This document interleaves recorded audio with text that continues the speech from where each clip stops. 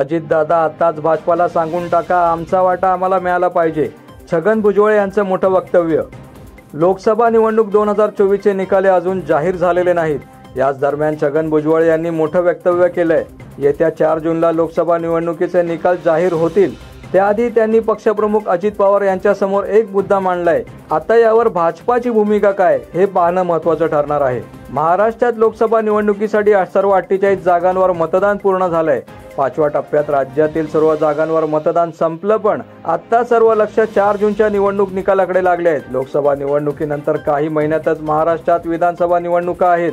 ऑक्टोबरपर्यंत महाराष्ट्रात विधानसभा निवडणुका लागू शकतात. त्या पार्श्वभूमीवर महायुतीतील घटक पक्षांनी आतापासूनच तयारीला सुरुवात केली आहे. राष्ट्रवादी काँग्रेस पक्षाची मुंबईत महत्त्वाची बैठक सुरू आहे. यावेळी पक्षाचे नेते छगन भुजबळ यांनी अजित पवारांसमोर महत्त्वाची मागणी केलेली आहे. लोकसभा निवडणुकीत महायुतीमध्ये राष्ट्रवादी काँग्रेसच्या वाट्याला सर्वात कमी जागा आल्या होत्या. 2019 मध्ये निवडून आलेल्या जागांचा निकष यावेळी लावण्यात आला होता. कुठल्याच पक्षाकडे निवडून आलेली कुठली जागा आहे त्या आधारावरच जागा वाटप करण्यात आलं होतं.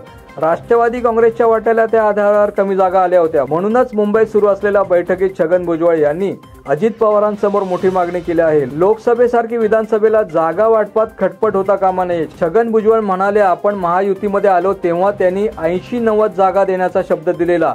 विधानसभेला महायुतीमध्ये योग्य वाटा मिळाला पाहिजे, असं विधान छगन भुजबळ यांनी अजितदादांसमोर केलं आहे. योग्य तो वाटा जो आहे महायुतीमध्ये जे आहे आपल्याला मिळाला पाहिजे. आपण आलो त्यावेळेला पण आपल्याला त्यांनी सांगितलं 80-90 आपल्याला जागा मिळतील. यावेळेला जी काही खटपट झाली ती खटपट पाहता पुढेही खटपट होता कामा नये.